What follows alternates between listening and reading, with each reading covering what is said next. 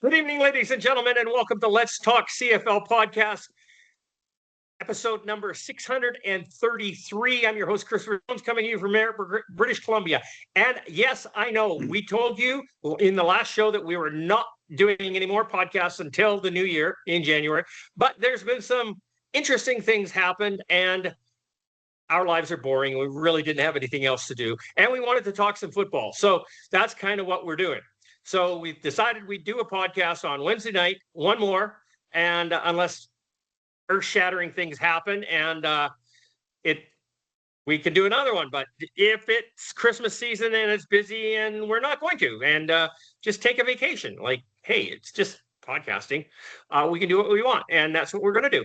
So Charles will not be with us tonight. He is out and about doing things. Scott's going to be late. And Ricky's in Mexico, and it's really because he didn't know we were going to do this podcast. If he knew we were going to do the podcast, he would never have gone to Mexico. He would have just stayed home. And we messed up his plans. And I know he's down there right now, sitting around the pool, really bummed about not being able to talk football with us. I can tell, without a doubt. That's really what's happening. Anyhow, so let's introduce the panel. We got his little brother down there, Will MacDonald. How you doing, William? I am good, and if you knew little Ricky's wife, you wouldn't say that, okay? Why? Well, because he doesn't make any decisions. She does. Oh, okay. This is true. Okay, so, hey. The Sergeant Major would have said it. Said this is what's happening, eh? Ricky's in Mexico, I'm sure, sitting around the pool offending people like Ricky likes to do, and I'm sure he's having a good time. And he's not offending us or me. I'm kind of excited about this podcast because I don't know if I was ready to stop the podcast this year because new stuff has happened. New stuff is happening, and it's usually you, William, that wants to stop the podcast. Because you have a very busy calendar, and Patty usually has you doing all sorts of things. And right now, I guess this retirement for both of you has really been a good thing because your life has mellowed out a little bit. Well, I've mellowed out. So there you go. There you go. And she's actually mentioning these last 4 weeks, and you know what I've been doing these last 4 weeks, right? We won't mention it on air what I've been doing, but I seem to be really happy for some reason. and I can't, could it be that? I can't believe it, but I guess it is. That's all I'm going to say. It's amazing what can happen, eh? Okay. Michael Dennis, Portland, Oregon. Is that Mount Shasta in the background? No, I don't know what the background is. I just picked it off the website here. Yeah. But good evening, everybody. I'm glad we're doing this extra podcast. Some good news. More news is coming up, but I'm ready to get more football talk in. I'm not ready to quit yet. Well, it was kind of funny because last week you couldn't do the podcast on Wednesday because you were going to a Trailblazers game. And you said, you're going to do another podcast next week, aren't you? And you're going to do another. And I went, yes, Michael, I'll do another one next week. And then we decided to change it to Thursday night. And then I said, nah, we ain't doing any more podcasts. Fuck it. And here we are. We're doing it. And it's a show. 633 of them.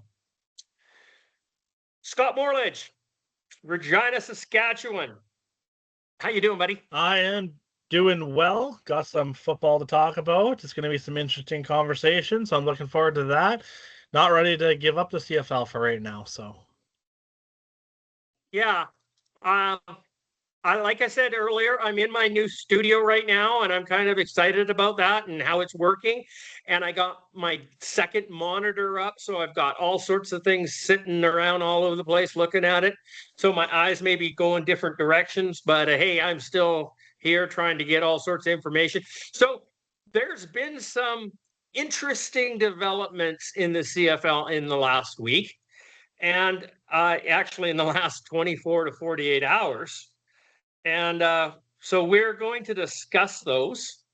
The first one is an event or a story that was broke by Dave Naylor, and it is that Mark Miller, the quarterback coach from the Toronto Argonauts, has been elevated to head coach, jumping past the coordinator positions, which notoriously never happens, but has been a lot lately because the head coach is usually the fucking coordinator as well. So we're not actually training our coaches up the way that we should have. It's a pet peeve of mine, and we could rant on that for another hour, and I won't. But now Mark Miller was the quarterback coach. Quarterback coach. Mike Miller, yeah. Mike Miller, sorry, Mike Miller. Yeah. Was a quarterback coach in Toronto. He was also the quarterback coach in Winnipeg, was he not? Two separate people. Oh, there's one in Winnipeg too. Same name. He's not. Yeah. He's not Winnipeg's special teams demon. Yeah, he's special teams in Winnipeg. Oh, he went from player to coach a couple of years ago. Okay, so that's a different guy completely. Is that right? It's the guy in Toronto is completely different. Yeah. Okay. So this isn't the special teams tackling demon that we all know from ever and ever and ever ago. No, this is the quarterback coach. Okay, so we basically have never heard of him. I'm gonna go out there and say I don't live in. It was actually there was an article about like who is this guy essentially. Okay. And but the options were limited, so. Well, everybody they talked to turned him down. I mean, nobody wanted to interview for the job. Michael Shea is the only one that actually went to Toronto, and he just turned around and came back and signed a 3-year deal with Winnipeg. So it wasn't even close. Yeah. So and they offered him just everything. So yeah, and he said, "Fuck you, I'm going back to Winnipeg." And so yeah, it's a bit of a challenge for them. If you go by what Brian Dinwiddie had said about it, is that him being head coach and general manager in Ottawa is going to lighten his workload because of all the shit that he had to do in Toronto, because there was no scouting department, there was no director of player personnel, there was no assistants, there's no assistant general managers, and it was just a terrible thing. In fact, I don't even think there was a janitor. He said, I know that was probably joking that he had to mop the floors, but maybe he did. Who knows? Isn't it Toronto's a bit of a fucking train wreck. Isn't as an organization. I'm looking at this guy, and this guy's got tons and tons of experience coaching in the NFL. Of all places. So why is he a quarterback coach with the Toronto Argonauts? It's the only job he could get. 1999 to 2003, offensive quality control coach in Pittsburgh. 2004 Buffalo Bills tight ends. Buffalo Bills 2005 tight ends. Berlin Thunder quarterbacks coach and wide receiver coach. Arizona Cardinals 2007-2008 wide receivers coach, 2009-2010 passing game coordinator in Arizona, 2011-2012 offensive coordinator in Arizona, assistant head coach / offensive coordinator and quarterbacks coach in Montreal in 2013. Robert in Montreal, Morris. that was with Tressman. Yeah. Westminster, New York Guardians, Toronto Argonauts since 2022. So he's got experience. I didn't realize that. Interesting. Because he's actually 55 years old. So he's younger than us, but not that much younger. Well, the good thing is he knows the system and he knows the organization and everything like that. So yeah. Well, like I had said earlier today on our chat, is that he can't come out and say that he had no idea what the fuck he was getting into. Yeah. Right? No, he's been there. But there's a new addition there that'll help make sure that things don't pop off that same way. Is there? How- Yeah, don't bet on it. How You don't can think an so? organization, Michael, go ahead. What was that? how can an organization, a professional football team operate without a director of player personnel and without scouting? How can they do that? Well, I'm not saying that they don't have any. I'm just saying I think Ryan Dinwiddie was saying that what they had was inadequate. Well, clearly what they had was inadequate. If Dimwitty quit and went to Ottawa. Ottawa for another job. Yeah. But then that's what people do. Yep. Very rare in the CFL do coaches leave a team. Yeah, it's usually a team. My concern with the upcoming move that we're going to talk about is going to impact Will's team. Nah. Really? Nah. No. You know what? Okay. I mean, I guess we might as well get into this. Huffnagel really hasn't been around much in the last 2 years. Oh, 2 years, more Yeah. like 5.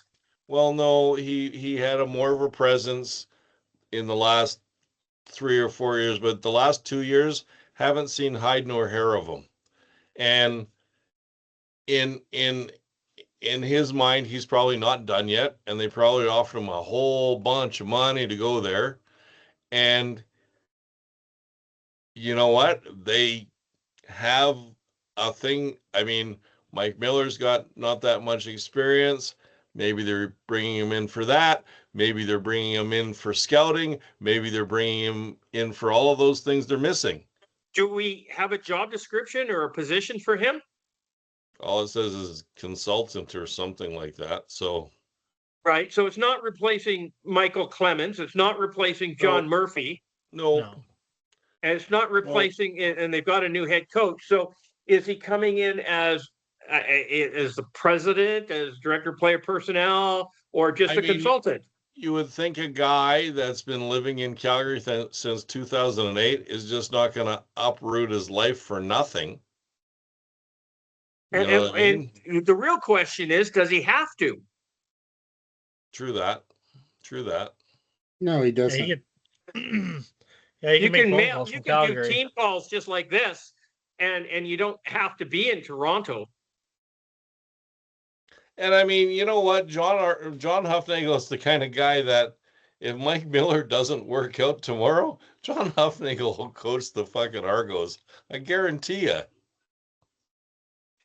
But He's 74 you and years I have old. talked about this at length, William, over the last decade, that Yeah. John Huffnagel would rather go fishing than hang out during free agency. Well, sure, but he doesn't because he doesn't participate in free agency. He never has. And that's why I think he, especially last year, he wasn't around because they signed all kinds of free agents last year. Yeah. So, Yeah, Hufnagel stays away from that. yeah. Well, no, he just doesn't like to spend money, period. And he always set that team up so that the next one was in the wings. Yep. He had phenomenal scouting. Yeah. His presence. He had 3 and 4 people in the wings for any position. They're sitting somewhere, and it's just like, you want to make more money? Buy. I got somebody that's going to work for half your price, and the kid's good. And then all of a sudden, it's amazing how many all-stars have come out of Calgary who were nobodies. We didn't hear anything about them, and all of a sudden, bang, they're coming in here, and then they want more money, and they're gone to Toronto, or they're gone to Winnipeg, or they're gone to Montreal, or they're gone somewhere else. You know, and I bet you they weren't paying John Huffnagel little money in Calgary because the other thing I look at is they're owned by the Flames, okay? The Flames have lots of money. Doesn't matter to them. So, I don't know. I know. It's just, it's a head scratcher why John Huffnagel would walk away from the Calgary Stampeders to go to a train wreck like the Toronto Argonauts Yeah, but It can't be a money motivating item because he should be being paid well in I mean, Calgary. And if he wanted to get paid more, he should have had more hands on. well, it doesn't come out very much, but I'm sure John Huffnagel has a pretty big ego. Okay. And I'm thinking, he might be thinking to himself, well, I've been kind of useless in Calgary because they keep on pushing Dave up and Dave up and Dave up. Let's go somewhere else. And what if I turn a franchise around in 5 years at 80 years old? Well, I mean, let's face it, John Huffnagel could go sit on a beach somewhere for the rest of his life, and we wouldn't think anything of it because he's accomplished everything you can possibly accomplish in the CFL. Pretty simple. He's 74. Yeah. From a pure financial standpoint, wouldn't it make sense for the CFL to say to Toronto that, I mean, isn't Toronto the most valuable franchise in the CFL? No. Not even close. But shouldn't they be, with being that they're in the largest city in Canada, correct? No. I know you're new to the CFL and you're trying to bring the logic from other professional sports leagues into the CFL, and it's not going to work. The three franchises that have been doing the worst consistently for 20 years are the three largest markets in Canada: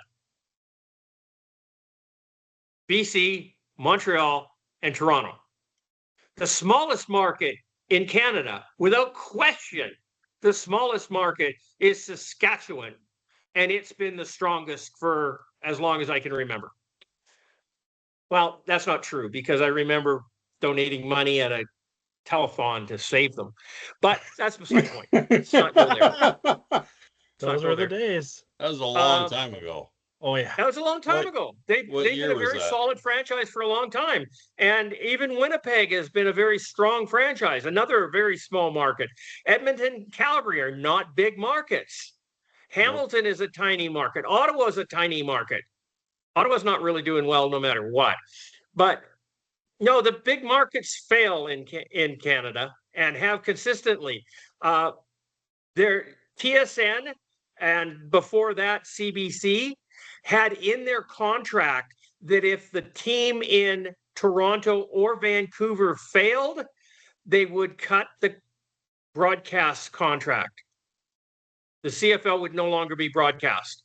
So the league has done everything in their power to save Vancouver and Toronto. Every other franchise in this country has been allowed to fail. Okay. And if not for, some sugar daddy in Hamilton, Bob Young, Hamilton Tiger Cats wouldn't be there. If it wasn't for the Calgary Flames, the Stampeders wouldn't be there.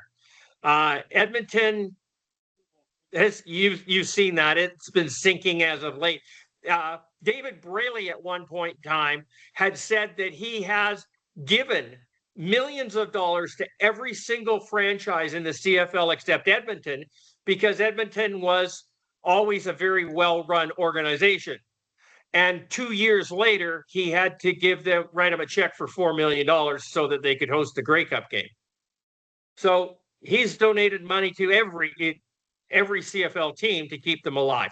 So if it wasn't for billionaires that are true fans of the CFL, we wouldn't have a CFL.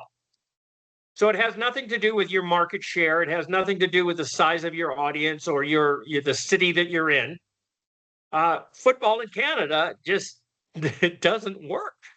How are the television ratings up there in Canada with TSN? They're passable. You get 400,000 people watch a show, basically. That's it? Yeah. Yeah.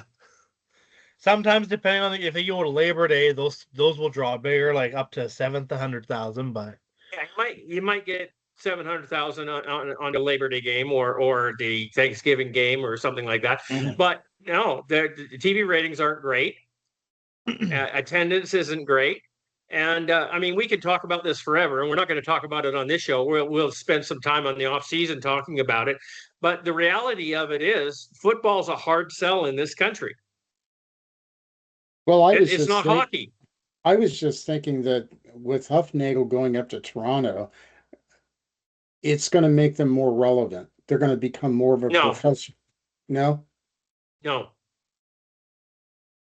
Nobody in Toronto knows who John Huffnagel is. even I If you're know. not a fan of the CFL, why would you know who John Huffnagel was? I know who he is. Yeah, but that's only because you've been part of the CFL for you. You actually are a fan of the CFL and have been for what, a year? Yeah, Okay, and has been part of the CFL that entire time, right? correct. Okay, he's not I Tom did- Brady. It's not his name is not a household name. We have The got- people we- The we people have in got- Toronto know more about Buffalo than they do Toronto. We have got to do a show on this in January on how we can January, grow this. February, May, I don't care. We'll do something. Okay. Geez, Mind what else you- happened that was Mind interesting? you, sorry, to answer Mike's question, the Grey Cup watching this year was up 12% according to TSN. Right. Yeah. And what was the rating? What was the numbers?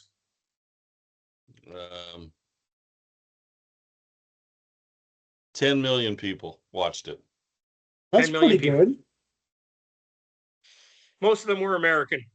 Well, no. Uh, How many people are in Saskatchewan, Scott? Because every one of them watched it. Well, there's Yeah, only that's 2 million only people in it's only a Saskatchewan. small And fraction. they of probably that. included babies and farm animals and stuff like that. So There you go.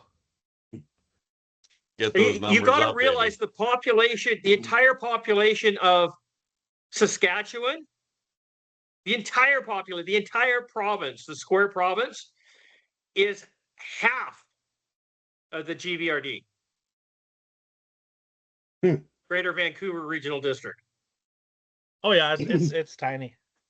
There's 4 million people in Vancouver, Metro Vancouver. There's 2 million in Saskatchewan. Yeah. So Saskatchewan's as big as Portland. We're about 2.4. Yeah. 2.4 what? Million? Yeah. Yeah. Saskatchewan is, yeah, okay. Yeah, But that's the the entire whole- province, not the city. Yeah.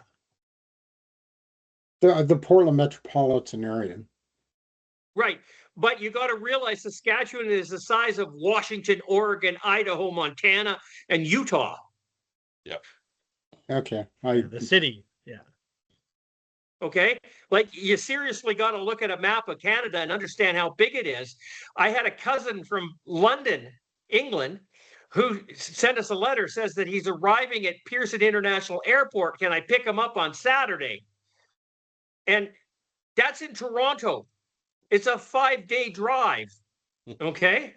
It's closer. The distance between Vancouver and Toronto is greater than the distance between London and Moscow. Let's put it this way, Mike. I went to Saskatoon once, and when I was leaving the airport, I checked in and I said to the girl at the desk, "Where's the gate?" And she looked at me like I was dumb. And she says, "There's only one gate. It's over there." Yeah. That's not a whole lot different than Regina. No, probably not. No, it's tiny. It's tiny. So If you get lost at the Regina airport, you've got to go get some help. you, So basically, what you're trying to tell me is like last year, not this year, but last year, when Toronto won the Grey Cup,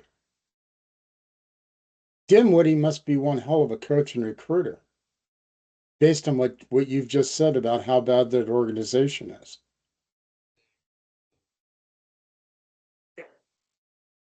I'm going to go back to the Eastern Division isn't much of a challenge.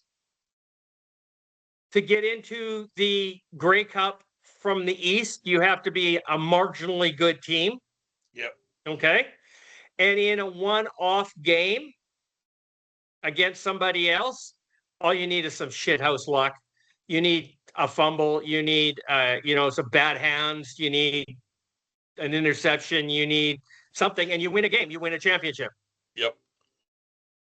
And that's why, if you look at historically, if you look at the standings of the CFL and like the Western Division this year, okay, Saskatchewan had 12 wins.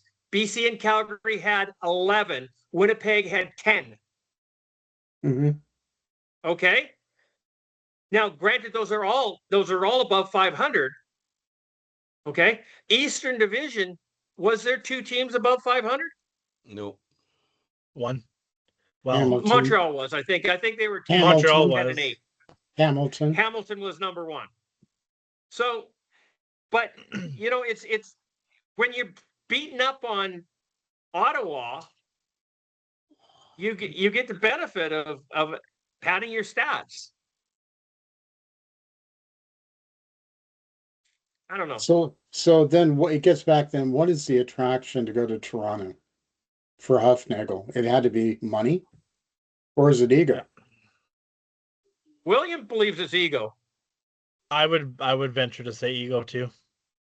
Because they don't need him in Calgary anymore, or they assume they don't need him in Calgary.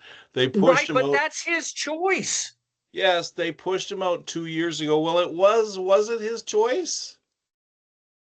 I mean, I think if he had his choice, he'd still be the head coach and the general manager in Calgary, okay? But no, I don't think so. I do. You do? Yeah. Because I thought he'd been stepping back and back and back all along. You're saying he's being pushed out. He was stepping back because he didn't have a choice.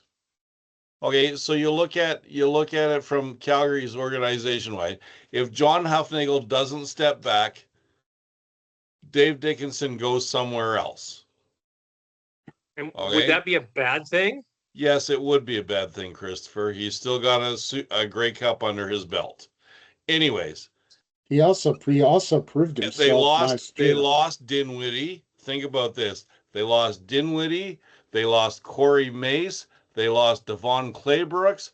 They just keep on losing Mark coaches Killam. Continuously because the guys stay there. So, does Dave Dickinson want to have full control of this team? Probably. He's another guy with an ego. He was a quarterback. Of course he's got an ego. Okay, so I think that's how it works, but I expected John Hufnagel just to go away, not to go to another team. Yeah, kind of like, well, Wally, when Wally backed off from the BC Lions, put Devon Clayburgh in there, and then just, oh my God, what have I done? He jumped back in, or actually, no, when he put Benavides in. Mike Benavides. Yeah, Benavides in, he jumped back in afterwards. But he went to Montreal and worked as a consultant for the Alouettes, and he went to Edmonton and worked for a consultant for the Elks. So, yes, those were very short-term type of thing. It was more to find somebody for a specific purpose. One of the other things I've been thinking in my mind is maybe this whole fucking Toronto Buffalo thing, and Hufnagel has lots of contacts in the NFL. You know that. That's why he had such great scouting for all those years. Yes. Maybe that's a reason they're bringing him in. And for all we know, Michael Pinball Clemens has been saying for the last 3 years, I just want to be on the speaking circuit. I don't want to coach football. They dragged me back into this, or general manager football, because he hasn't been doing anything. Well, he's not a general manager. He's a fucking mascot. We hardly ever see or hear from that guy. Yeah. Only when somebody gets, well, I mean, you think about the whole Kelly thing. Pinball was really nowhere around to be seen over in that situation. No, he didn't come out. He didn't talk. Yeah, he didn't do any of that stuff. So maybe that's what they're looking for. Who knows? So was it Dinwiddie that was running the team without the title? No, John Murphy is. Sean Murphy is. Okay. John Murphy was the general manager of the Toronto Argonauts, and he punched a Hamilton Tiger Cat fan in the head in the concourse, and he got fired. And then Pinball brought him back as a scout / assistant manager. And literally, he took a step back. John Murphy got back into his position as general manager, but just doesn't have the title. And the other Because thing is, he's the other persona thing is, non gratis. Ryan Dinwiddie, why did he leave? Was it because he wasn't going to get anywhere there and his ego is too big? You know what I I mean? think he's got a big ego. Well, he does have a big Who, ego. Ryan Dinwiddie? Yes, Yeah. he's always had a He's a big quarterback. ego. Of course he's got an ego. Yeah. Yeah. No, he wasn't a quarterback. Sort Who? of. Ryan Dinwiddie. Sort of. Well, he was a quarterback the same way Cody wasn't a Fajardo's a quarterback. quarterback, He okay? played in one game as a quarterback, and that was in the Grey Cup. Okay? Yeah.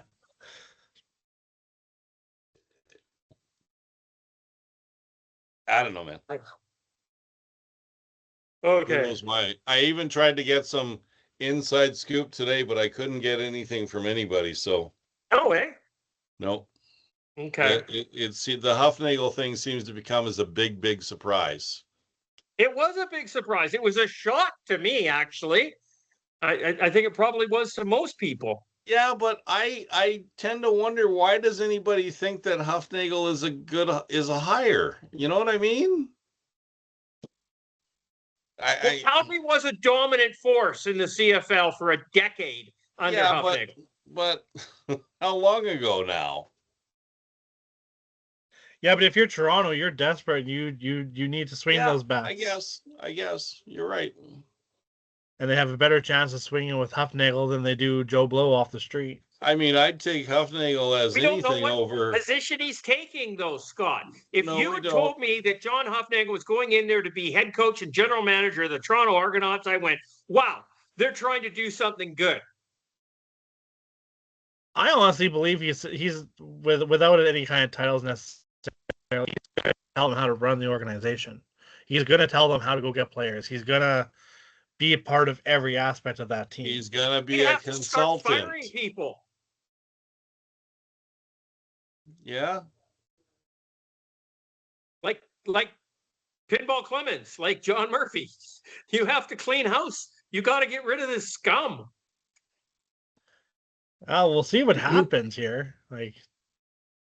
Yeah. So could it be It's- that Toronto's making an effort to clean up their program and maybe invest some dollars in their football program, and that's why they're bringing somebody with experience in? No. Not to No. spend money, no. They don't care about that franchise in Toronto. I'm sorry, they don't. No, Just my opinion. Just my opinion. No, I don't disagree with you. Toronto is, like I said, the residents of Toronto care more about Buffalo than they do Toronto. They care more about MLS soccer than they do about Toronto. That's true too. Well, Football in Toronto is low on a scale. if That's why they- when you look at the games, there's no one there. they only average about 12 to 14,000 a game. And Which- let's reminder, that's paid attendance. Which And is, as for a city of that size, is horrible. yeah, oh well. Stop talking like that. It's not We've horrible. already established that the big markets don't matter.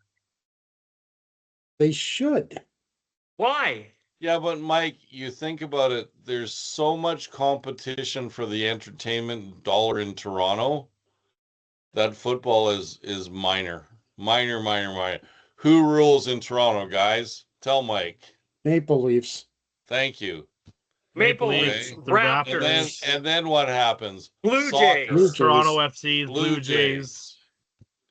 the theater, yeah. the Lacrosse.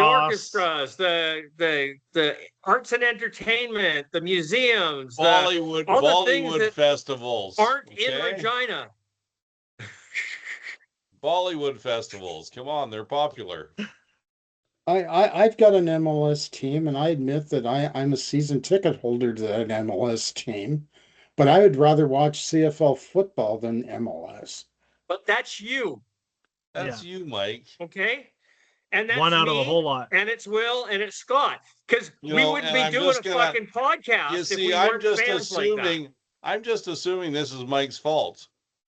Yeah. Mike, you've never reproduced. That's what the problem is. Okay, I'm serious. Your kid would have been a CFL fan. There you go. But William, Yes, neither did I. yeah, neither did you. My kids don't know what football is. Scott, Yeah. you got any kids? No. There you go. We're rejects. Yeah, but All of them. but Yeah, if but Scott, why didn't your Listen. kids? if Scott ever has kids, we know that they'll be fucking Rider fans. Sorry, Scott. Okay. Oh no, it's they that will be. simple. You're right. Absolutely. They got green We have diapers. we have a nephew out in Alberta, and I've taught him all the Rider songs. He's not actually a Yeah. football fan, but he knows who the Riders are. Yeah. Absolutely. So Okay. it's just the way this country is set up. That's all, Mike. Yeah. Okay. So if you think about it, I had an article at one time by ESPN, and they did a survey on Americans, and it came back and saying that 10% of the US population either followed or closely followed the CFL. Okay? 10% of the US population. Do you realize 10% of the US population is more than every single man, woman, and child in Canada? In Canada? Yeah. In all of Canada? Okay? There are more fans, CFL fans in the US than there are people in Canada. I'll tell you what, they need to fix the television contract then, because CBS Sports sucks. No shit. Okay? No shit. That is like number one on my priority list. And the only way that we are going to tap into that market in any monetary way is to put a team south of the 49th. Yep. I mean, my The only God, way. the CBS Sports deal is that if they've got amateur ping pong on, they're going to put that on before CFL football. Here's a way to look at this. 1 30-second commercial in the Super Bowl is worth more than the broadcast rights to the CFL for the entire season. Yes. Yeah. You mean you mean the broadcast rights are only worth $6 million? If that. No, well, no, they're worth 50 million. A 60-second ad is $6 or $7 million on a Super Bowl. I thought it was more than that. No. Okay, well, my bad. I'm making shit up again. We see where we're Rick was- going with If that. Rick was here, he'd call you on that. Anyways. That's a lot of money. Mike just called me on it. That's still a lot of money. $50 million is what TSN pays for the broadcast rights to the CFL. That's correct. They should be paying more. No That- shit. That product is worth more than 50 million.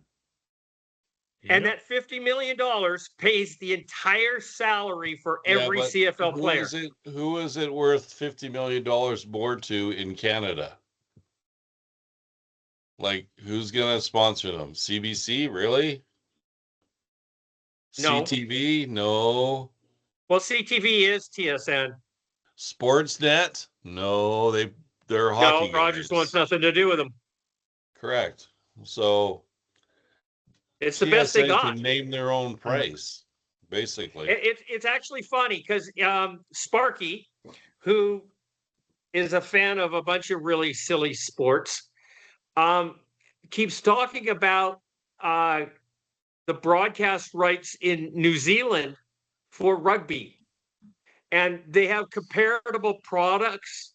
We have comparable countries. We got comparable populations. Country's a lot smaller. Canada's got bigger land, but their broadcast rights to the rugby is like $500 million. Yeah. In that one, in the same demographics. Yeah.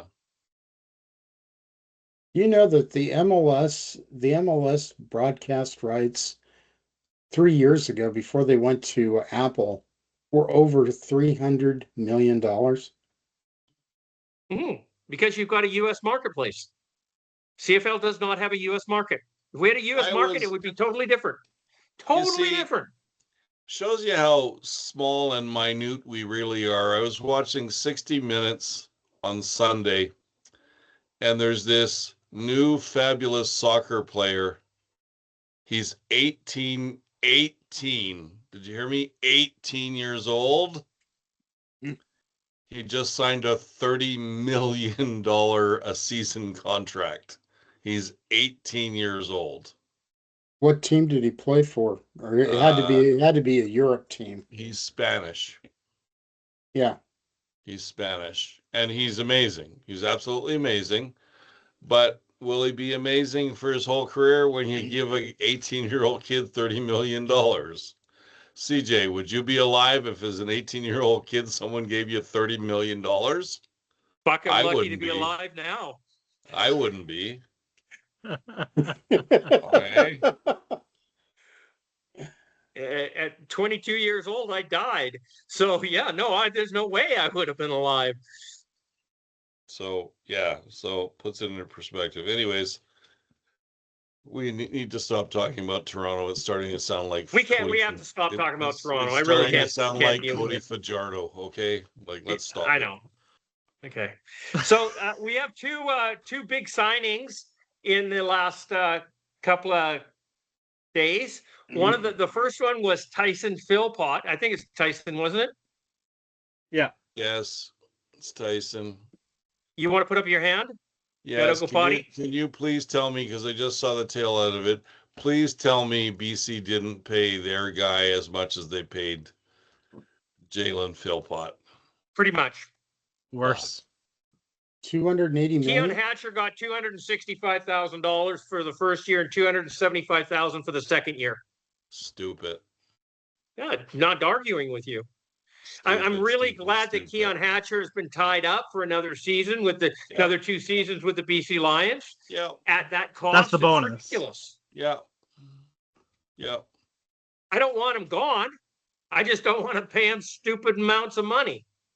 And what did Tyson Philpott got? He got $245,000 or something for a man who hasn't completed a season of football yet. Nope.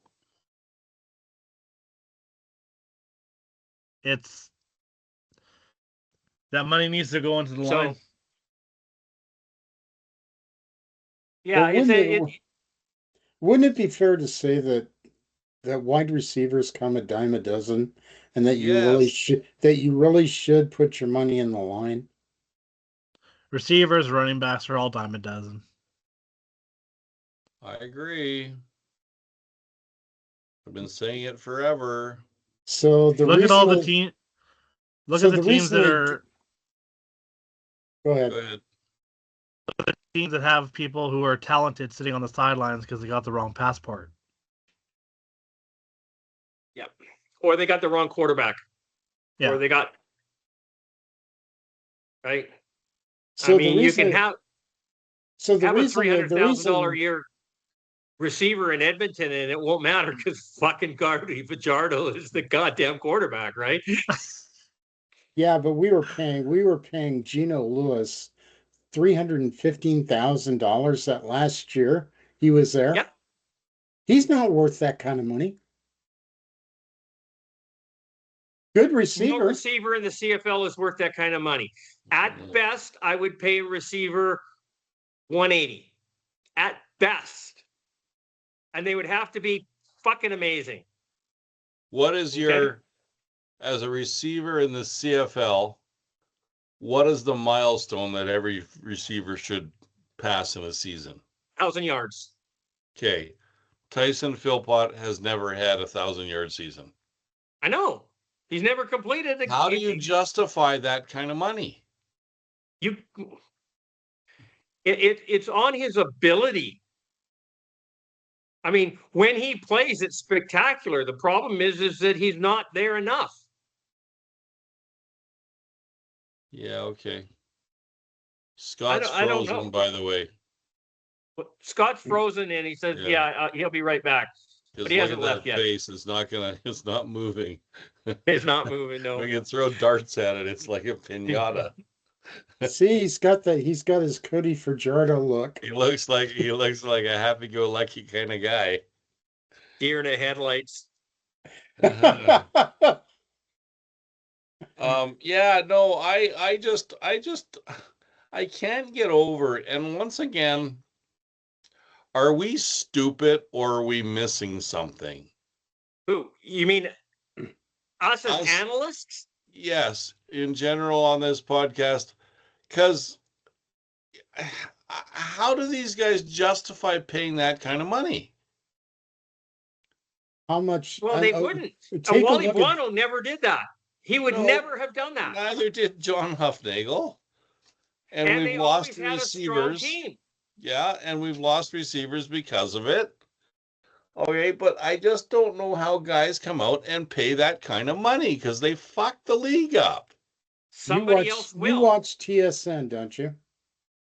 Yes. The TSN plays Philpott up every frickin' game. You would think he's a superhero the way that they play him up. Who? Philpott. Oh, yeah. You know, That's why he got that contract. We could do 100, Mike. We could do 100 podcasts a week, and in the podcast, CJ could say to everybody that Will is a really good-looking guy, and they're never gonna fucking believe it. Okay, so why would they believe? I mean, Philpott is great. William, I don't lie. Okay, I can't lie. When Philpott It's plays, against my nature. when Philpott plays, he's awesome. When Yeah. he plays. Okay, Now, they have both of the Philpotts have their moments. Does your Philpott make as much money? No, because they signed No. him to a new contract last year. And Calgary doesn't pay that kind of money. So And I it's don't kind know. of funny because Jalen was the better receiver. He was the one that went first in the draft. Yeah. Okay, that going to Calgary was great anticipation for the Stampeder fans.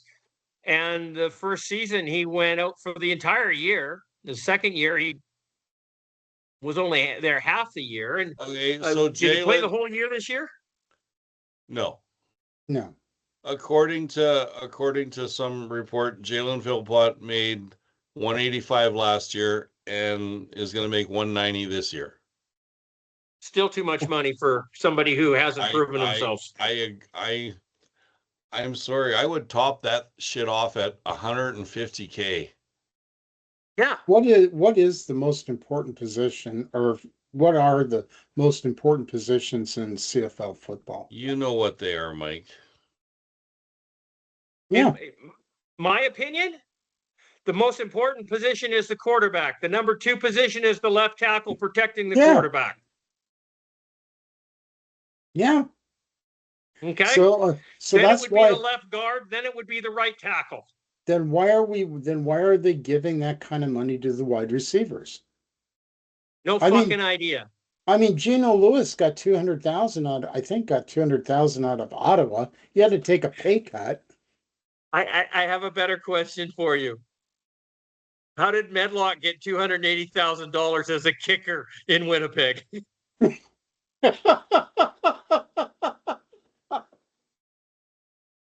Ah, William, can you answer me that? You know what I'd pay kickers, right?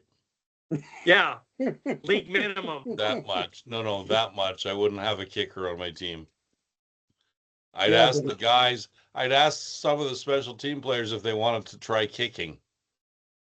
Okay, do it on a rotation basis every game like we used to do when we were kids. It Well, was I so it remember- was so bad. It was so bad in Saskatchewan last year when Lowther went out there. I was actually praying for the guy to look decent because I expected him to miss every frickin' hit.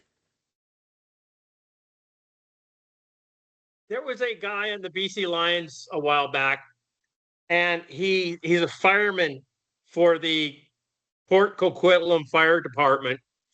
He was a BC Lions receiver, and he had to take time off work to come play football. And he was their backup kicker. And if Charles was here, he'd tell you who it was. I think his name, I keep wanting to say his name was Brett Johnson, Brett something. But I don't remember his name. Yeah. But yeah, he was, yeah. He left practice because there was a fire, so he had to leave. You know, I've been just looking at some of the other receivers in the CFL, and I think it's gotten a little out of control, to be honest with you. Well, 'Cause 100%. I didn't think Calgary would pay receivers, but you know what? They're paying Reggie Beggleton last year 207 and this year 245. Yeah, 245 is what I thought. 240. And he was hurt all last year. He was injured. So Dominic Rhymes is not bad. They paid him 165 last year in hard money. So, But to me, Dominic Rhymes is worth $160,000. He is an explosive receiver. yes, but Okay, I enjoyed him when he was with BC. He can be a game breaker, and he's a veteran, but I wouldn't pay much more than No. 180 tops for anybody. So here's the What about Demick? That guy is the ultimate pain in the ass. Who? Yeah, Dembski. Dembski. Yeah, Dembski. And Yeah, I still wouldn't pay him $300,000 to be a fucking But he doesn't receiver. make $300,000. He's No, like he number doesn't. 4 on the depth chart in Winnipeg as a receiver.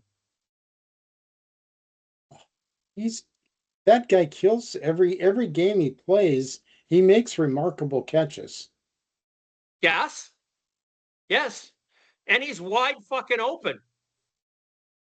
I don't know why. Every game. Nobody knows why. Will and I have Well- been discussing this for a decade.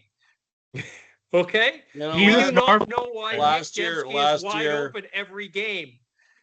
Last year He's he a made smart football player.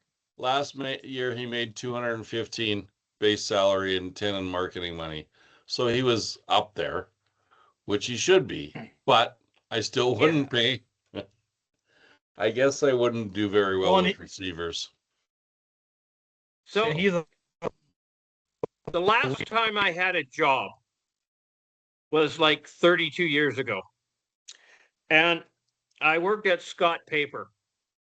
And it was the only time that I was in a union. And it was hell. I don't understand how anybody could survive in that. But the one thing that it taught me was that they have a pay scale. And Yep. if you're doing this job, you make this amount of money. And if you're doing this job, you make this amount of money. And you go Yep. down the thing. So Yep. what we should have in the CFL is you have a 3-tier for a receiver. If you're in, and then you negotiate not your salary, but what tier you're going to be in. Okay.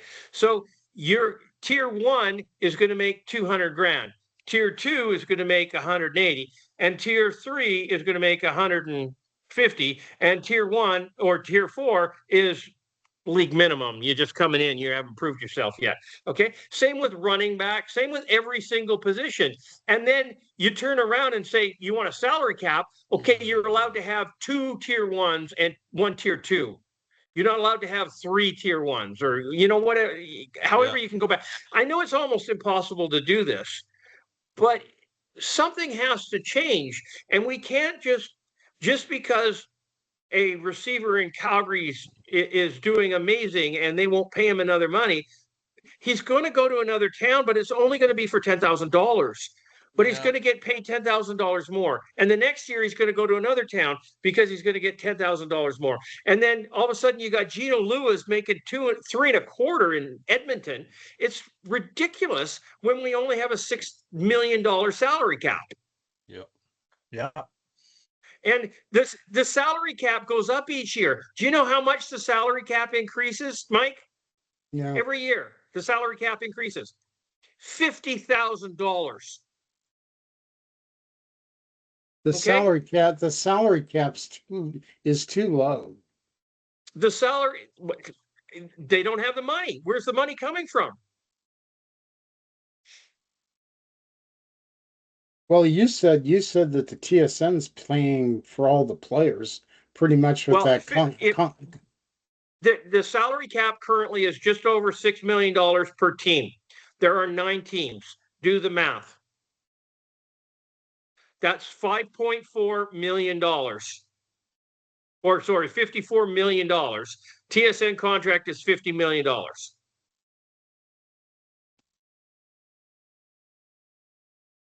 Right? What I think should happen, Mike, is Mahomes in Kansas City should just buy the CFL on 1 year's salary. Okay. Do you want to know what's really sick? Guess how much Damian Lillard here in Portland's making? Who's that? Who's that? He's Portland's all-star point guard who's not playing because of an Achilles injury. He's getting paid between Milwaukee and Portland $71 million. 1 year. Yeah. It's basketball. I don't know if that's good or bad. Oh, it's outrageous. It's huge. Crazy. That's crazy money. I look at the NFL and what they pay their players, and it's crazy money. Oh yeah. Didn't I hear, Mike, didn't I hear Odell Beckham this week say he can't make generational wealth on $100 million? Yeah. Then you're just fucking stupid. Okay? Well, there was I another can make generational wealth on 10. There was another player Yes. in the NBA who makes a lot of money, and he was saying that he lives paycheck to paycheck. Yeah, but you have to look at the lifestyle. Yeah. God. I mean, you can spend the money. That's not the difficult part. When you're going and spending $100,000 a night for clubs or whatever the case is, I mean, you're buying jets and planes and all this other stuff. It's the lifestyle that you can't get rid of. I guarantee you that if Mike made that kind of money, I would still live in the same house I do, and I would be cheap. No, I Well, don't believe that. There's only one thing that he'd buy. You guys can guess what that is, right? What, you mean Claire Hanna or the Edmonton Elks? All of the above. Yeah. He'd She's pay off married. the CFL to make Cody MO. MOP, yeah. Holy- Scott, you and no. I were having a conversation today, and I wanted to touch on it tonight, and I don't remember what it was about. Must have been On here or important. on the site? But it's Must one of the be chats we were important. talking about. Maybe it was in our personal chat. Oh no, yeah, it was on the forum. On On our forum, yeah. you and I, or this No, Let's hour, Talk? he said. Hour. So The Let's Talk CFL page. I believe. We were talking about what was it? Players, the fact that like we don't bring up quarterbacks anymore, and we should have, there's the quarterback coach who works with the first starter. They should bring in another coach that can coach all the other guys below. Oh, Correct, God, no. correct. Yeah, that's what we were talking about. What's the matter, Yeah. Michael? You mean have more than one quarterback coach? Yes. Whatever you want to call him, but a coach that can directly work with the second, the third, and whoever else. Because the main quarterback coach, his job is to work with the first string guy. So those guys down below, everything that they do, everything that they learn, they're doing that themselves. I mean, there is coaches there. Don't I mean, Yeah. to assume that there isn't is not real. But I understand what you're saying. It's back to my pet peeve about not developing quarterbacks in this league. And Yeah, one however of you the wish to things do that I it. had said was that I think that a quarterback, a new first year contract for a quarterback should be a minimum of 5 years. So that if a team is taking on this kid and is going to put the time and effort and money and to develop him into a quarterback, that at the first opportunity he shouldn't be able to go to the highest bidder. Yeah. And just like what Drew Brown did, Mike Riley, a plethora of other people and I don't mean that they should be stuck with a team behind an all-star quarterback like Zach Caleros and Trevor Harris were behind Ricky Ray, but then the team has a commodity that they can actually trade or sell. Yeah. Okay. That they can recoup some of their investment in that particular person in doing that. And I think that's important because otherwise teams have got away from developing quarterbacks. We've talked about this before. I've ranted on this before. But there's got to be some way to fix this. And the idea I came up with, Scott, was because of what you said, is that we should, and I think we should have 4 quarterbacks on a team, not 3, because there always needs to be more people in development. Yeah. And why don't we have a 10th team that's a development team in the league? Well, we already They're not have expected that. to We win, already have. but We they're already owned have by that. they're owned by the other 9 teams, and you put your young players in there to get them game time experience, and you get them out Almost there. like a farm team. We already have a we farm already team that is have a the 10th team. team. Yeah. We What? already have a team like that. They're called Edmonton. Okay. But Yeah. there's a problem. The quarterback isn't capable. What's that? The quarterback isn't capable of moving up to the 9 tiers. You see, you know what? One of the things I've been I'm looking just, at. that, Go I ahead. don't think it's a bad idea. I don't see how it's practical. No. One of the No. things I've been looking at lately, and I've been doing some research on it. You know what? Right now in the NFL, there's not a lot of good backup quarterbacks either. No. They're not spending money on developing them. And once your starter goes down, you're fucked for the season. And it's because of free agency. I get, yes, it is. Yes, it is. And that's why I said we should have a 5-year contract for quarterbacks. Yeah, Yeah, well, but if you do that, you're going to have to increase the salary cap for those players because that's unfair to the player to be hooked to a team for 5 years at a low salary.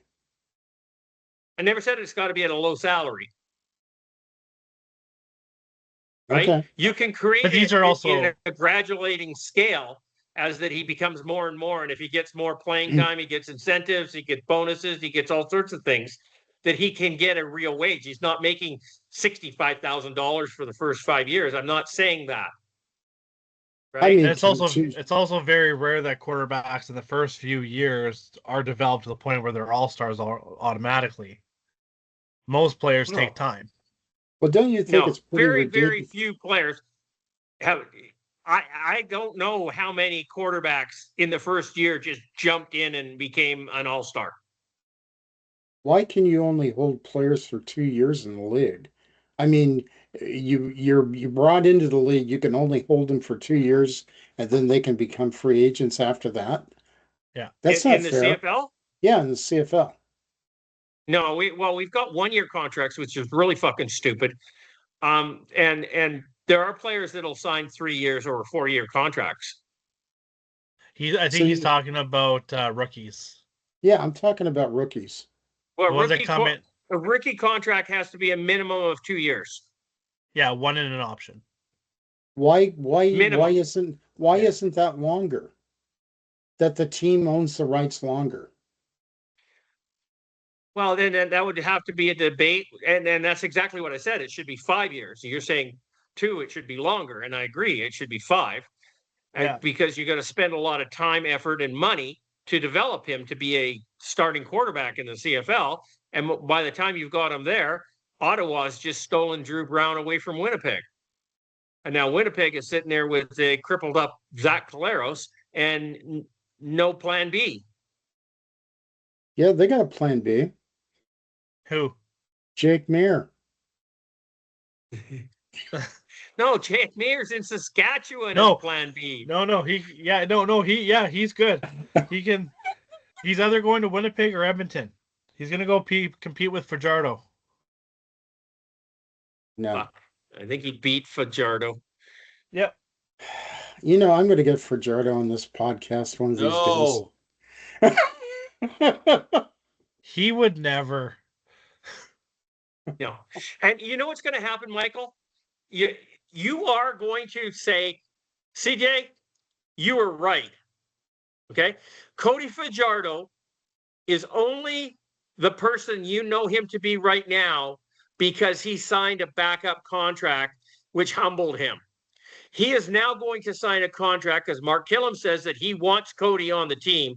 He's now going to sign a contract as the starter for the Edmonton Elks, and his ego cannot be held in check.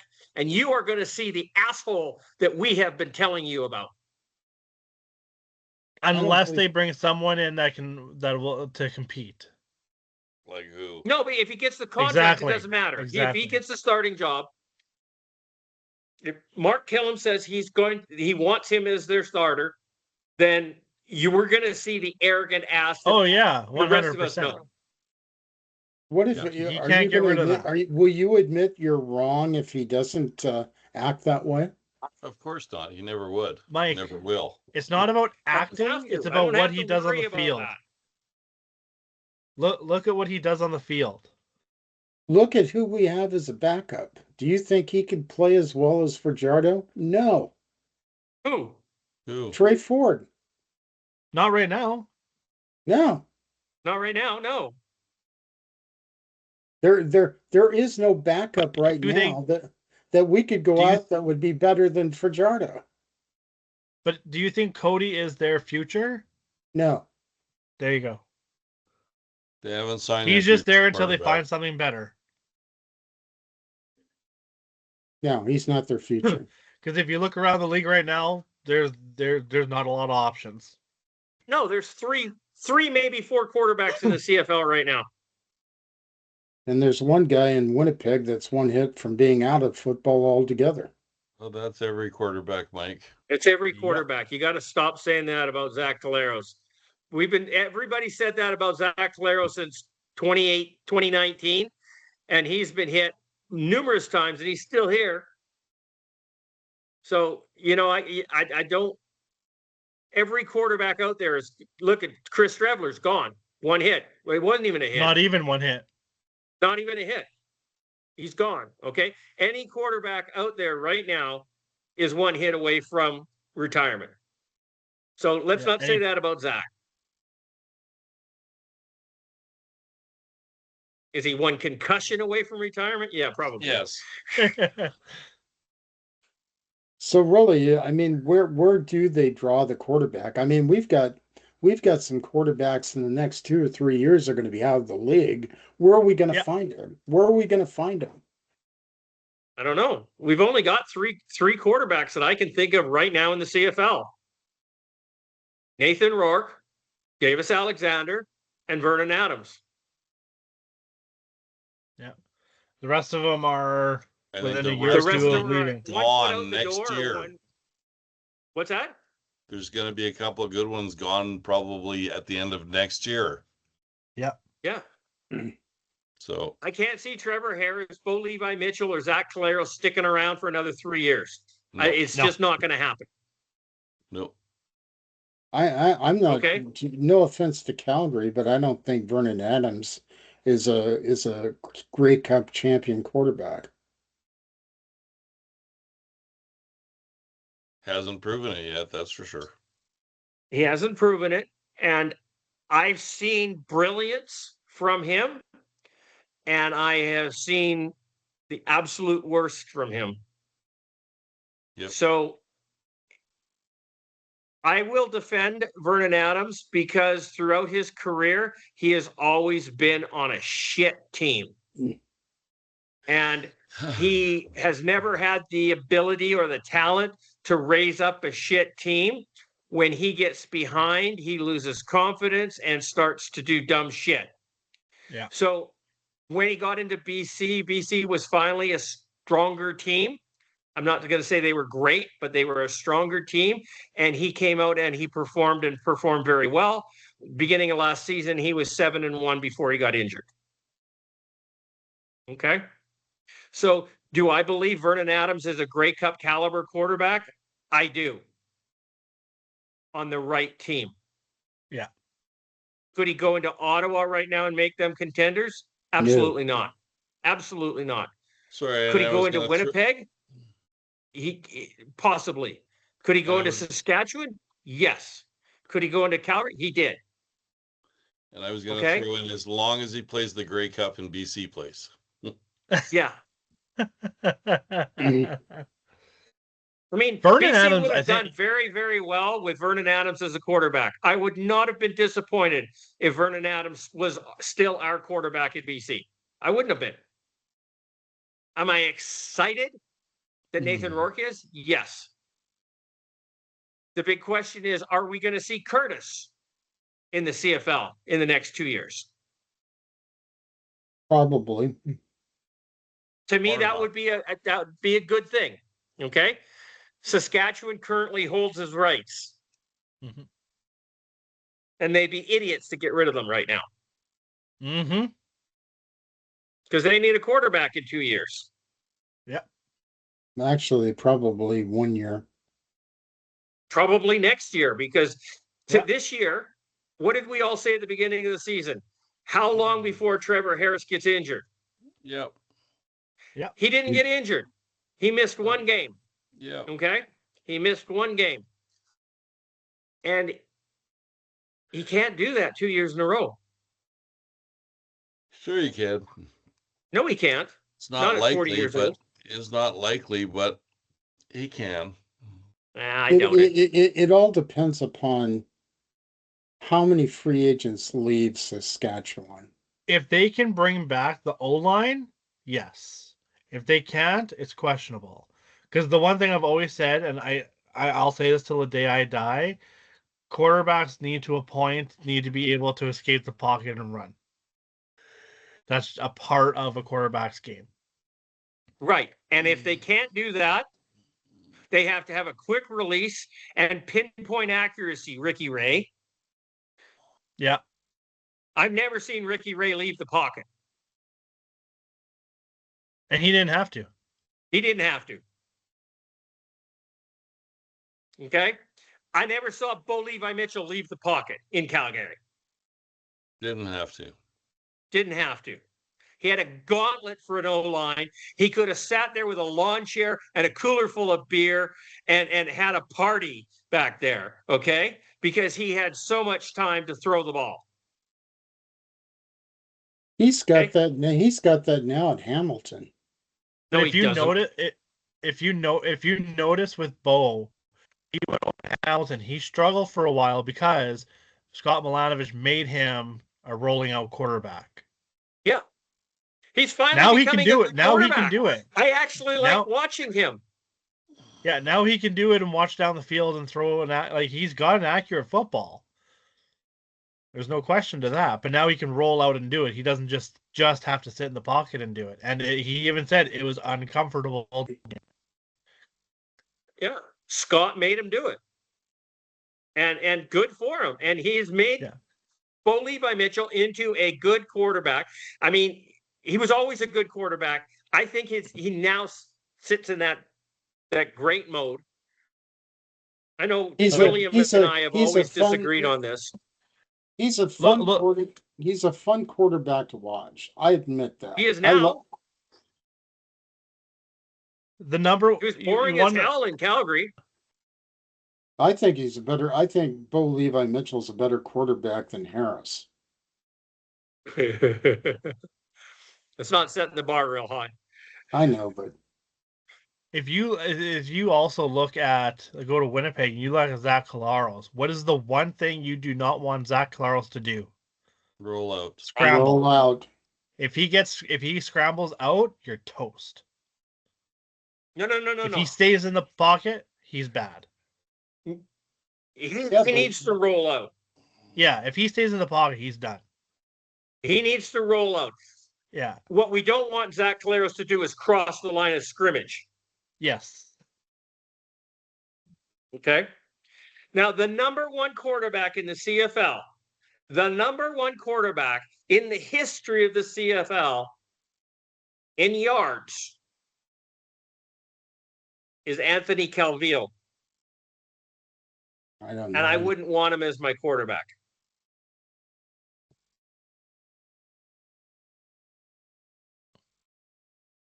Because he wasn't exciting to watch. He didn't. I don't know. Never mind. I'm not going to go into a discussion on Anthony right now. But it's a challenge.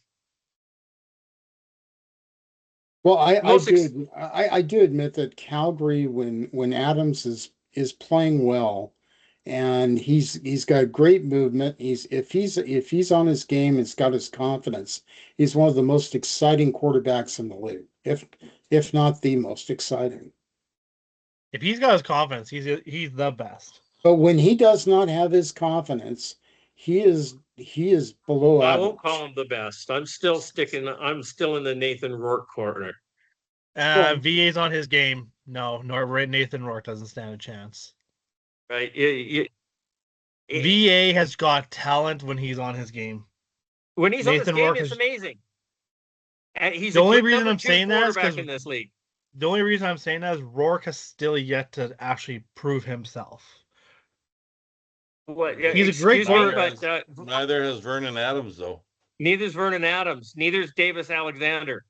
These are all kids that need to step up their game, okay? No, but VA has done it for several years. But his confidence is the issue. Assuming that injuries don't happen to Davis Alexander, he could be the best quarterback in the league.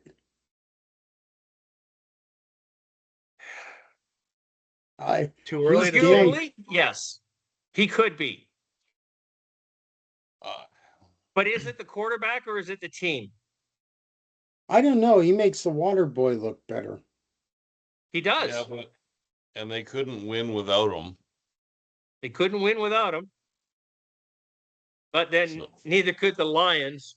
Yeah, maybe he's got that factor that they can't win without him. But hopefully he can get that hamstring healed. Yeah, I'm still not sold on his character, to be honest with you. His character? No. I think, and you know what? People mature. Okay, maybe. But he calmed that down in the Grey Cup. Yeah, he did, but he didn't win the Grey. But he didn't win the Grey Cup, so maybe he needs that's that. a good thing. He didn't come up after the very first good play that happened and start chanting at the crowd and everything. Yeah. So not saying that he's mature now, but no. So we'll see. Once again, all of those three guys, and more so Rourke and Alexander, have to age and mature. Pretty simple. And all that is reps and experience in situations. Right? I mean, obviously, right now, I think Rourke has got he's more mature than Alexander. And for that reason alone, he's the best quarterback in the league. He's a better quarterback. He's more exciting. Yeah. You don't know Yeah. what the hell's he's going to do. That's going to be amazing. I really enjoyed watching him in the Western Final, to be honest. I mean, was that the game where his first throw was for a touchdown? No, that was the last game of the season. Last game of the season. Yeah. I mean, But the Western Final, he had that one throw where he was practically on the ground, and all of a sudden the ball came out, and everyone was going, "What?"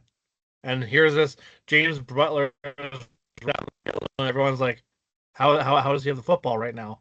Everyone was looking at the jumbotron, going, "What?" And then they saw it and went, "Holy shit!" That was an amazing play. I don't even know if he knew where he was throwing it. Plays like that. They need to sign him And to a his long-term elusivity contract. is what allows me to make the comparison with Flutie. I think Rourke's better than Flutie. Well, right now, Doug Flutie holds just about every You what? fucking CFL record. So I'm sorry. You what? Until Rourke can pass What? those, Oh my Yeah, God. Rourke's got a long ways to go. he's got a long ways to go. And Does how he have many potential? Yes. and all the records and all the things Doug Flutie did, how many years did he do it in? 8. 8. There you go. I'm not saying that Rourke can't do it, because he is doing it. Can you imagine if Flutie was smart enough and just stayed in the CFL his entire career, what those records really would have looked like? Yeah, But it he doesn't made more matter. money in Buffalo in 1 year than he did in 8 years in the CFL. And it doesn't matter because he did everything he could possibly do in the CFL. There was nothing else to do. Yeah. No. And once you've done everything you can do, what's your willpower to continue it? That's correct. And you can't give it 100%. A guy of that caliber needs challenges all the time. Yeah. Challenge, go to the NFL. That the merit of a quarterback is judged by the ability to win on different teams. Okay? If one quarterback stays with one team his entire life and wins 5 Grey Cups in a row, like Warren Moon did. Now, Warren Moon's an exception because he shouldn't have been in the CFL to start with. But Doug Flutie won Grey Cups with 2 teams. Ricky Ray won Grey Cups with 2 teams. Okay, as a starter. This means something to me. Okay, because but if you're a great quarterback, why would you move to another team? Why wouldn't your team pay you to keep you? I don't understand that. William, can you answer that about Flutie in Calgary?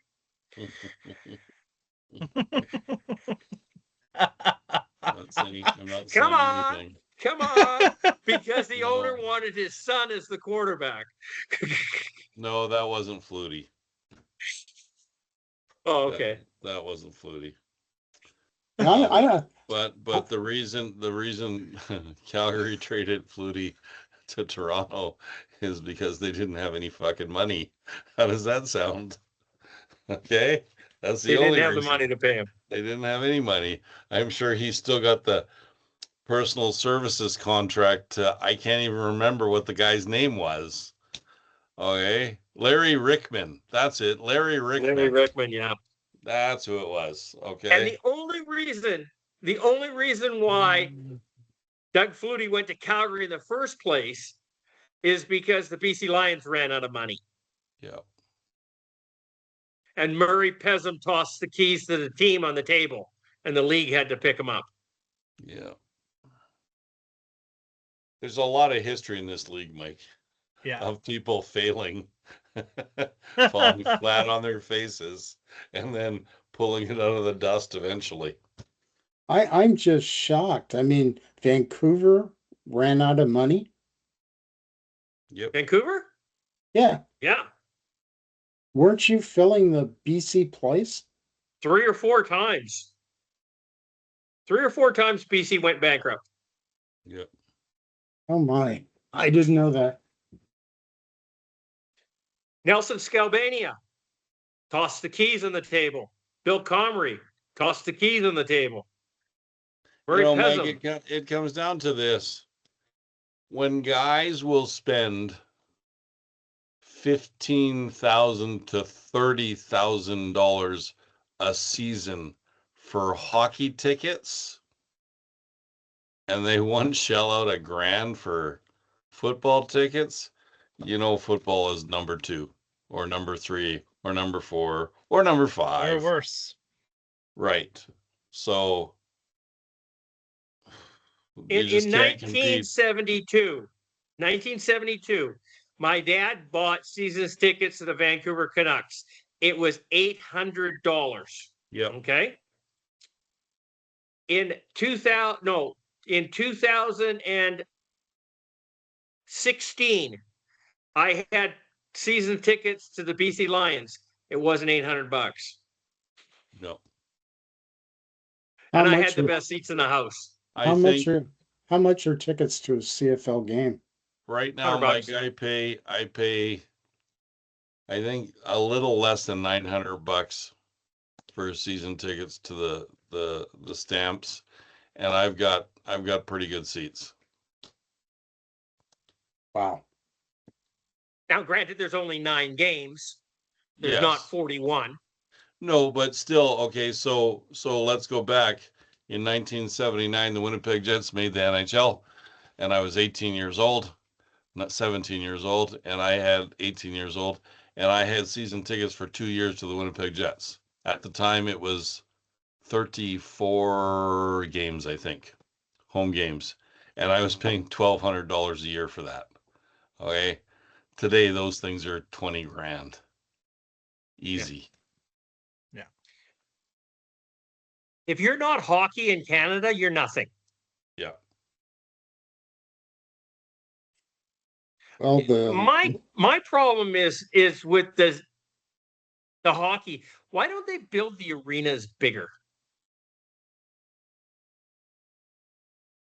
Because you go through those periods, CJ, where nobody shows up. Let's just use the Toronto Maple Leafs as an example of a franchise that has been sold out for 40 years and hasn't won a championship. They're different. You can't get a seat in Toronto. You can't get a seat in Montreal.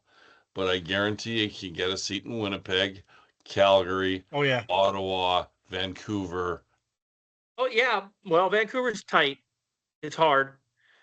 The problem is why they're 18,000 seat stadiums or arenas. Why aren't they making them 24, 25, 28, 30,000 seats for an arena? It's going to sell. Why not build it? It's not going to sell. They're not going to sell that in the United States. No, they're not. No, but they would in Toronto. Yeah, Toronto, Montreal might be one of the only ones. 100%. So why would you build a teeny arena? I don't know. Well, it doesn't Winnipeg have the smallest arena in hockey at 15,000? Probably. Somewhere in that area. Well, I don't think there's an arena over 20. Toronto.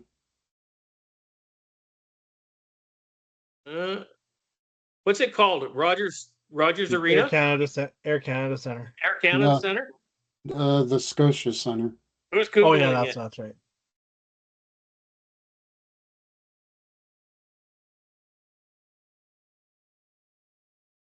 Toronto's unique. I mean, they sell out for hockey. They sell out for basketball. They pretty much sell out for MLS. They've got 8 million people. Is that right, CJ, or is it bigger? Where? Canada or Toronto? Toronto's about 8 million people. Yeah. Then they've also got the Blue Jays, probably average 35. And the Raptors and So the Bell Center in Montreal is the biggest arena in hockey, and it's 21,000 people. Yeah, Toronto's is 18,000. Bell Center in Montreal. Yeah, Toronto's is 18,800. Yeah. and they haven't won a Stanley Cup in years. 1967, Six Mike. or something like that. Yeah. 67 was the last time I've got a buddy in town, Mike, who was at the last final in Toronto. He was 6 years old. And that was when there was one less playoff round too. That's correct. And he still remembers it like it was yesterday. And every and year relives it. every Yeah. year he phones me and he says, "Will, they're gonna do it this year." And I'm They're like, gonna do it this "Okay, year. buddy. They're gonna do it A this girl's year. gotta have goals, okay?" Yeah. I mean, eventually they got to, but No, they don't. No. No. They don't. And it You doesn't think matter. I've been trying to see the Jets win a Stanley Cup since I was 12 years old. I would like Yeah, to see them win same, one. same with the Canucks. Yeah. They came in the league in the 71-72 season, and it's just like they've never won. I mean, I was in Calgary when the Flames won in '89, but I wasn't a Flames fan at the time, so it didn't matter to me. Yeah, I'm not a Canucks fan either, so it doesn't matter to me. So, yeah. Well, Anyways, the most successful Canadian team in the last 20 years, wouldn't you say, is Edmonton? No, mean? Montreal. Montreal? Okay. Montreal's the most successful hockey team in NHL history. yes, they are. Not recently, but yes, Not they are. recently, but in history. They won 5 in a row, Mike. That's pretty good. 4 times. Yeah. I think the only American team to do that would be the New York Islanders. I was Yeah, I was a Islanders were dominant. I was a Montreal fan, Mike, until the Jets got into the NHL. Because when I was a kid, if you lived in my father's house, you had to be a Montreal fan, or you got to sleep in the doghouse outside. Okay. And I absolutely hated the Montreal Canadiens. Hated them. Me too. Me too. I used to cheer against any team they played against, I was a Same. Boston Bruins fan. and they were a fantastic team. They were. They No were a doubt about it. fantastic team. I No would doubt go to the about it. Canucks games against Montreal knowing there's not a hope in hell they were going to win. Not a hope in hell. Nope. And you got Guy Lafleur on the bench, smoking a cigarette, throws it on the side of the bench, and goes on the ice. Yep. True Really? story. Yeah. True story. Every shift, he had a cigarette in his mouth, and then he got told to go on the ice, and he threw it on the ground, and he jumped in the ice. You know what's amazing about Portland? Back when the Trailblazers came into town, back in 1970, the team that owned this city was the Portland Buckaroos, the hockey team. They outdrew the Blazers for probably the first 4 years that the Blazers were in existence. Portland's always been a good hockey town. And yeah, they have been. And But for some reason, we never get an NHL team, or there's no talk of an NHL team here. You're not big enough to have an NHL team, Mike. I mean, Saskatchewan doesn't have an NHL team. Never will. They're not big enough. who's that? Saskatchewan? Yeah. Saskatoon keeps talking about it, but I had a hat that says Saskatoon's got the Blues, and it never happened. yeah. Yeah, the reason they wouldn't have in it. reality, and I don't know how it's working now because I haven't looked recently. Winnipeg shouldn't even have an NHL hockey team.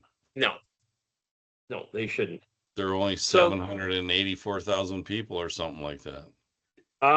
Montreal Canadiens have won the Stanley Cup 24 times. They've lost 10. The next team closest to them is the Detroit Red Wings with 11.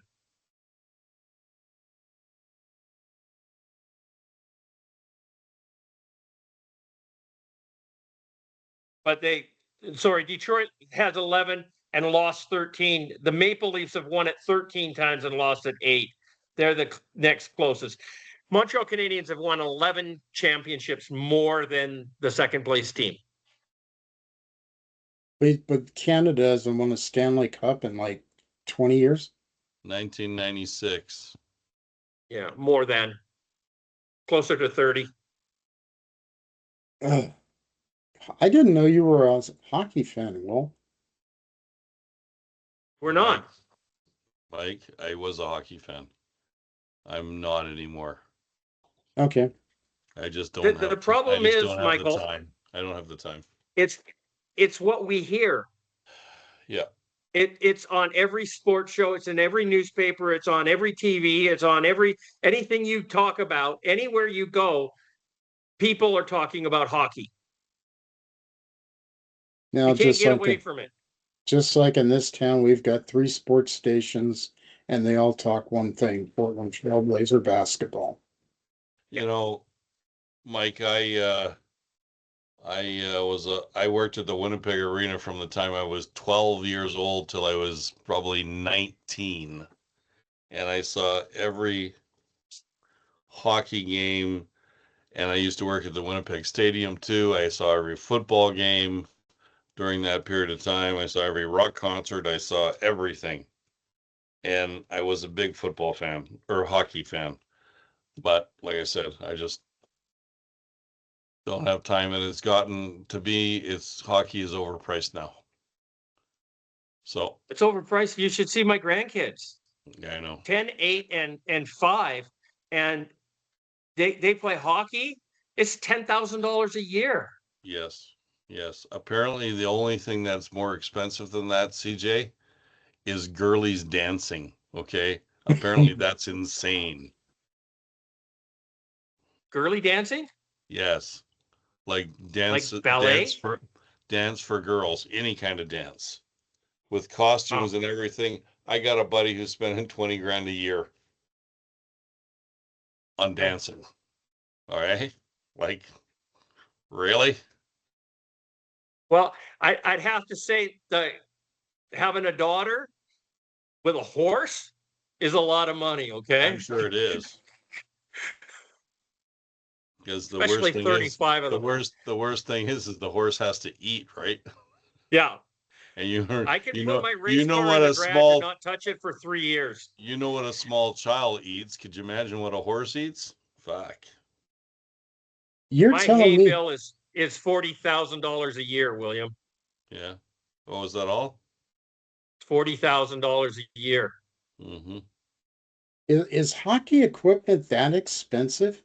Oh, Mike. Yeah, and 10,000 coaching bucks? and clinics and rink fees. Yeah, it's that much money. Hell, you ought to have them play And soccer.